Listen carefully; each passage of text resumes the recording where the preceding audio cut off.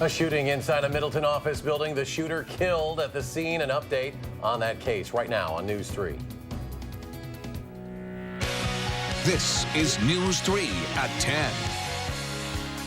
Thanks for joining us tonight. Police still have that area closed off in Middleton as the investigation begins in earnest. An update just moments away. Before that, we're keeping an eye on a storm system making its way across the state. And again, there are some dangerous flooding concerns. Gary Canalti's in the Weather Center with our first alert forecast. Gary? Charlotte and Eric, the National Weather Service has just come out with a flash flood warning for the southern portion of Grant County, and you can see why. That area has seen between 3 and 4.5 inches of rain just over the last 48 hours. And as we take a look at high-resolution Doppler radar, more heavy thunderstorms are moving through that area. They continue to move in the same general area, and looking farther to the west, you can see more storms upstream in Iowa that are heading for southwestern Wisconsin. This could lead to flash flooding in a very short period of time. Areas east of Cassville, west of Platteville, south of Lancaster, and north of Dickeyville, and that flash flood warning. I'll have more details in weather in a few minutes. There is an active shooter situation called in this morning. On the phone with a caller that is hiding under his desk. Mark, if you turn the camera this way, I want to give people a better understanding of where we are. There are several hundred people evacuated. Police snipers on the roof of one of the buildings. Several gunshots going off. It was a bang, bang, bang, bang. Scared, nervous. 03, subject is down. 4 patients involved. A victim actually plopped down on the sidewalk. He was bleeding. Shots fired! Shots fired! The suspect was neutralized. I know you have a million questions, and so do I, and I don't know those answers. I could have died today, and there are other people that may have died today. A day none of us will soon forget. A gunman opening fire on his fellow employees inside a Middleton business. It happened at WTS Paradigm near Greenway Station just before 10:30 this morning. Police say within minutes the shooter was killed when confronted by officers. There were 4 officers that fired their weapons at the suspect, 2 of those being Middleton police officers, 2 of those being Dane County Sheriff's deputies. Middleton Police Chief Charles Folk is crediting those officers with saving lives today, calling their actions heroic. He says the shooter used a semi-automatic handgun and was equipped with several extra magazines. The suspect, he says, did exchange gunfire with the officers. Their actions and their quick actions, things that we train for an active shooter, but hope will never happen, did happen, but the training worked, and it did put a stop to this incident. Other than the suspect, 4 people were shot. 2 remain in serious condition. 1 is in critical. Another person was treated and released. We have team coverage. Once again, Amy Reed live on Madison's far west side, where police have evacuated a neighborhood as they search a home. Jamey Perez spoke with witnesses today, and she is at the scene. Let's start with Amy. She is in the Thousand Oaks neighborhood. That is on the very far west side of Madison. Amy, what's the latest there? Yeah, police have been here all afternoon. It started off with just a few squad cars, but now there's an entire tactical unit still at this house, and we saw them heading into the home earlier this evening, and they're searching it.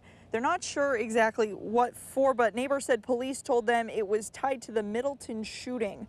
The bomb squad was here earlier, but they have now left. An officer here said they were clearing the area to make sure that it was safe for the next round of investigators to come in. They said it looks like this will still take quite a bit longer. Police asked the people who live around here to leave while they're doing this, and that was around 5. They thought they'd be able to come back home around 8 o'clock, but from what we can tell, they haven't been allowed back in yet. And we caught up with one of the neighbors as she was leaving with her daughter. I just asked, what was happening, and just wanting to know, why are we leaving? And I asked, what's the relation to the shooting? Because it was our understanding that the shooter was shot. So then you think it's kind of done. So I guess just wondering, what more is there that we need to be concerned about? And she said it's a newer neighborhood. She herself moved here around April. Other people have only been here a few weeks or a few months. And so she doesn't really know a lot of people. She does know a few. She doesn't know the person that lives inside this home. And not a lot of people here seem to know the person who lived inside this home. Now, she said this is scary for everyone around here, especially as we wait and see what they find. And like we said, we're not exactly sure when this will wrap up. It has moved on to that next investigation after bomb squad wrapped up here. The next round of investigators is inside right now taking a look, and of course we'll keep you updated on the situation as we learn more. Back to you. Yeah, Newer Viridian Development. A lot of people don't know where Amy is exactly. It's well west, just south of Mineral Point Road, Verona. Mailing address, City of Madison, far west side. Amy, thank you. Tonight, we are hearing directly from the company for the first time. They released a statement saying the entire WTS Paradigm team is shocked and heartbroken. In a situation like this, you learn how great a community really is. We cannot thank the Middleton Police Department, the Dane County Sheriff's Office, and the other emergency personnel enough for their amazing response. Middleton police say the company will remain closed for another day or so as the shooting is investigated. The software company was founded in 1999. It's unclear how many people work there, but a LinkedIn profile indicates that it employs anywhere between 50 and 200 people. And Governor Walker tweeting about the shooting earlier this afternoon, thanking first responders who helped keep people safe and stabilize that situation. And State Senator Sen Erpenbach, this is in his district, also using Twitter to talk about today's shooting in Middleton. He says he is thinking of the victims and the first responders and asks, how many more times will this happen? Being at the scene of an active shooter is a scary situation that no one wants to find themselves in, but can be helpful when police need information on the investigation. Jamey Perez joins us live from the scene of the shooting. She has more about what the witnesses from today are saying, their accounts of what happened. Jamey? Hey there, Eric. You can see the scene behind me is quite died down as the day has gone on. Of course, people are still being questioned as police continue their investigation. Now, witnesses have been around all day to account for what they've heard and seen, but we've also spoken to someone who was inside the business as this was all going down. All three, we got shots fired, shots fired. A round of gunshots at WTS Paradigm sent people in Middleton All three, we need a shield in here. into a frenzy. Cop cars, sirens. I thought it was a bad accident, but This was no accident. I need a paramedic or a paramedic unit inside, please. Witnesses standing nearby, confused, All three, we need more people in the building. wondering how could this happen in our community. Then we started hearing gunshots. And so we're, looking out and seeing all these police officers getting out of their vehicles, running towards the building. And we're like, what should we be doing? What's going on? We had no clue as to anything that was going on. It was more than just something that happened in the community. What if this was your building? Shots were not rapid fire. It was not like brrr.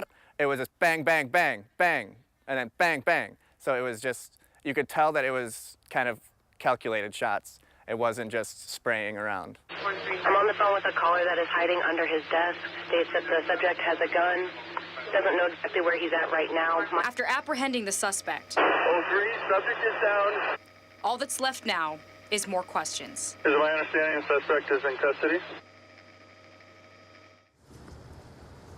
Well, good to know all of those people that you saw in that video are doing okay. The investigation, as I said, is still ongoing. We'll be sure to bring you the latest details as the situation develops. Back to you. All right, Jamey Perez reporting live from along Deming Way tonight in Middleton. Jamey, thank you. News 3 will continue to follow this story. We'll have the latest about the suspect, the victim's conditions, and the investigation tomorrow on News 3 This Morning and on channel3000.com. In Monona, another shooting, this time on a city bus. Madison police say just before 4 this afternoon, they got a call about someone shot in the leg on a bus at Flom Road and Monona Drive. They say the 16-year-old suspect was showing the teenage victim the gun when it went off. The victim, a 17-year-old, is in the hospital with non-life-threatening injuries. School had pretty much closed for the day, and buses were taking people home at the time. It looked like this was a full bus of students leaving the area when there was a shot fired from the back of the bus. The suspect still on the run tonight. La Follette and Monona Grove High Schools, along with Senate Middle School, were briefly put on lockdown while police investigated. In Stoughton tonight, police there say a man is in the hospital and another is behind bars after a stabbing. Officers were called to East Street for the reported stabbing just after 5 o'clock. When they got there, officers found a 43-year-old man with multiple stab wounds. He is stable tonight. The suspect, 35-year-old Jeffrey O'Neill, ran from the scene but was later arrested on South 4th Street, where he was taken into custody. Still ahead tonight, a highly anticipated concert tonight in Madison is abruptly canceled. Plus, police are warning fans of a Packer ticket scam here in Madison. It's already cost victims hundreds of dollars. What to look out for next.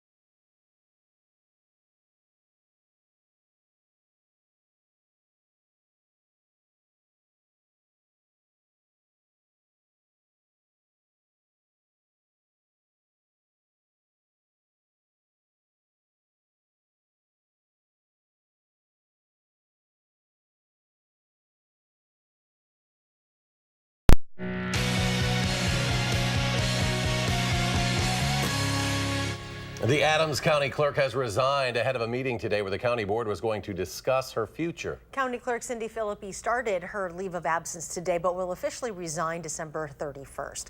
Philippi is accused of exposing the personal information of more than 250,000 people by using an unsecured laptop computer. She is also accused of failing to report financial records related to fees collected through the county for the DMV and DNR for 8 years.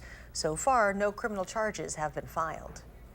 We were not doing criminal charges. The criminal charges are, the county board is not somebody to bring criminal charges, so that would be handled by the Department of Justice or some other entity. Philippi held the position for 13 years. According to the signed agreement, she will be paid through December 31st. She will be paid out more than $4,000 for unused vacation and sick time, and she'll also receive 9 months of severance pay beginning January 1st. Counting Crows canceled their highly anticipated concert tonight at Breeze-Stevens Field. The band tweeted, "Due to weather, unforeseen circumstances, and safety, the show tonight in Madison has been canceled. Refunds will be given at point of purchase." Frank Productions said it was canceled due to the artist's concerns about potential weather in the area. The Madison Police Department says they did not order the concert to be canceled. Madison police are warning fans about a Packers ticket scam in Madison. Last weekend, bogus tickets were sold to two groups in the Easttown Mall area after victims responded to Craigslist ads. In one case, a 58-year-old man spent $625 on 4 fake tickets. The victim said the tickets looked legitimate but learned they were fake after calling the Packers ticket office. Now, police believe the man shown here in the surveillance picture sold those phony tickets. Anyone with information on who this is should call police. A Madison State Assembly candidate says someone called police on her while she was stumping for votes because they thought she was suspicious. Sheila Stubbs, a former Dane County supervisor, is on her way to becoming the first black legislator from Dane County and state government. Stubbs won the Democratic primary for the 77th Assembly District, but while campaigning, police showed up saying they had received a 911 call about a suspicious vehicle from a man saying, quote, "I think they are waiting for drugs at the local drug house." And she says, "Well, how do you know what doors to knock on?" And I said, "The walk list." And she said, "Can I see it?" And I said, "Sure, here you go." And then she said, "I'm really sorry that that happened to you." I felt humiliated. I felt outraged. I felt angry. I felt embarrassed. Stubbs' 8-year-old daughter and 71-year-old mother were inside the vehicle. She is the second black woman questioned by police while campaigning in recent months. Back in July, a sheriff's deputy confronted an Oregon state representative while she was campaigning for re-election. Fall is almost here, and so will curbside leaf and yard waste collection. Beginning October 1st, city crews will pick up leaves, weeds, garden trimmings, and other leafy plant debris. It should be piled on the terrace or near the edge of the road, not in the street. Officials warn, though, yard waste piles mixed with brush will not be collected. For location and drop-off site information, you can go to channel3000.com. Go to Gary now. He's been tracking that storm system moving in, particularly the southwest corner of the state, and flooding is a concern again. They've already gotten several inches of rain, and a couple more inches are on the way before it's done. So you know what happens when you have 5 or 6 inches of rain. You have the potential for roads to be flooded out, mudslides, and that's a part of the state that's much more susceptible to flash flooding. So let's start out. High-resolution Doppler radar showing heavy thunderstorms over much of northern and eastern portions of Grant County. Some cells just to the north and west of Fenimore, or southwest of Fenimore and northwest of Lancaster. Also some stronger cells in the vicinity around Platteville. These storms are producing a fair amount of rainfall. In fact, right now, these storms are producing rainfall at over 2 inches per hour. And that on top of rainfall that is already totaled somewhere between 3.5 and 4.5 inches in a band from eastern Iowa through around Cassville, just to the south of Lancaster, north of Potosi, and then over toward Platteville and into the far western portions of Lafayette County. A flash flood warning has been issued until midnight for much of southern Grant County. So if you're north of Dickeyville, south of Lancaster, west of or east of Cassville, and west of Platteville, you are in that flash flood warning area.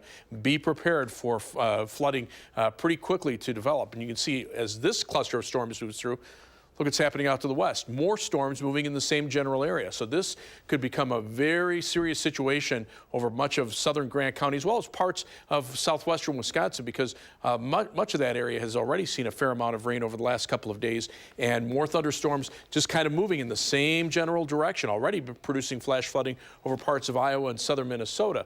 In addition, there's a severe weather threat more likely tomorrow afternoon, tomorrow night. Highest risk area is going to be to our north and west. This is where a couple of tornadoes could occur, along with some damaging straight line winds as a squall line develops. Now, the best threat for severe weather will occur where the storms initially fire up in the afternoon. As that line of storms moves southeastward, it'll reach the Madison area probably after midnight. The storm should be weakening, but are capable of producing some strong winds and perhaps some hail as they move through. The southeastern part of the state has the least severe weather threat, but can't rule out at least an isolated severe thunderstorm there. Flash flood watches in effect from southwestern Wisconsin back through southern Minnesota and northern Iowa. A number of river flood warnings, and of course that flash flood warning over the southern portion of Grant County. Alert days in the forecast overnight for that heavy rain threat, and then for tomorrow, thunderstorms land in the morning but redevelop late in the afternoon or at night, and some of those could become strong to severe. As we check out the live view from the Edgewater Skycam in downtown Madison, it's raining. The high temperature today in Madison only reached 68 degrees, low temperature at 55. So again, flash flood watch for areas over southwestern Wisconsin, that from late tonight into tomorrow morning. Right now, current conditions 61 degrees for some reason. Now, let's see if we can get to our forecast graphics. There's the flash flood watch, low of 63 tonight, so temperatures holding nearly steady. Then tomorrow, thunderstorms in the morning, then another round late in the day. You can see on future track that heavy rain overnight that lifts to the north during the day and then redevelops late in the afternoon or at night as that line of storms moves through. And then Friday, just a blustery and colder day. And take a look at the rainfall amounts, 1 to 2 inches with local amounts over 3 or 4 inches and heavier thunderstorms. After the storms move out, cooler weather for the weekend, highs mid-60s Saturday, around 70 on Sunday. Some thunderstorms the early part of next week, and another shot of cooler weather toward the end of next week. But we're going to keep a very close eye on the flooding situation over southern Grant County. All right. Thank you very much, Gary. You're welcome. Thanks, Gary. And the Badger volleyball team opening the Big Ten season at the Field House. Highlights coming your way next in sports.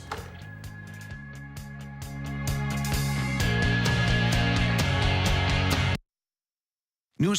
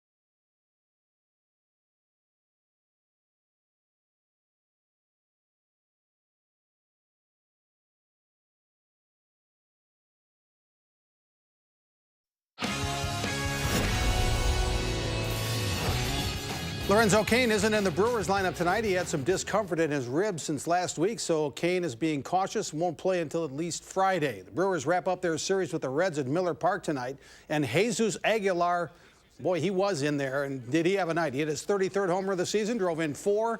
His second homer in 4 nights after going 2 weeks without one. Manny Pena also had a 3-run homer, all in support of Gio Gonzalez. The Brewers really needed a good long outing from one of their starters, and Gonzalez gives them that tonight. 6 shutout innings, allowing only 2 hits. Final score, Brewers 7, Reds nothing. Brewers in Pittsburgh Friday. By the way, the Cardinals lost to Atlanta 7-3.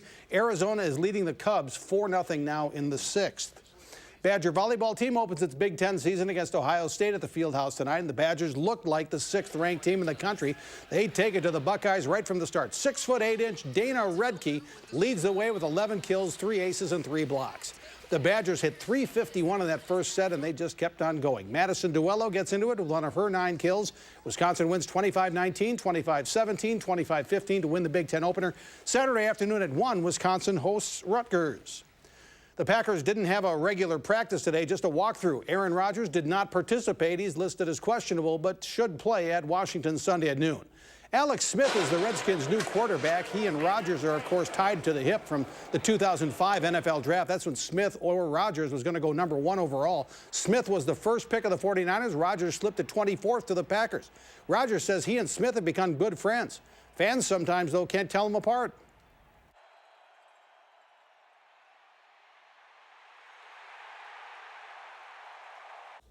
The Badger football team faces a big challenge playing at Iowa Saturday night, but the Badgers have won the last 4 meetings with the Hawkeyes at Kinnick Stadium. Kirk Ferentz is in his 20th season as Iowa's head coach. Now, since the Big Ten went to an East-West division format, the winner of the Wisconsin-Iowa game won the Big Ten West every time. The Hawkeyes know Wisconsin has been in 5 of the 7 Big Ten football championship games. Kind of had everyone's number, to be honest. They're kind of the class of the Big Ten West as of late, and you know, we pride ourselves on trying to become a championship level football team, and you know, now we have the opportunity to play one, so you know, no better opportunity than that. We want to go to the places that we want to do this year. That you got to go through Wisconsin, and that's just the proven factor. Is, you know, Wisconsin owns the West, and you got to go through them to get there. And the Prep Mania High School Football Game of the Week Friday night, Madison La Follette at Sun Prairie. We'll be live with the game, TBW and Channel3000.com at 7 o'clock Friday night. We'll be right back.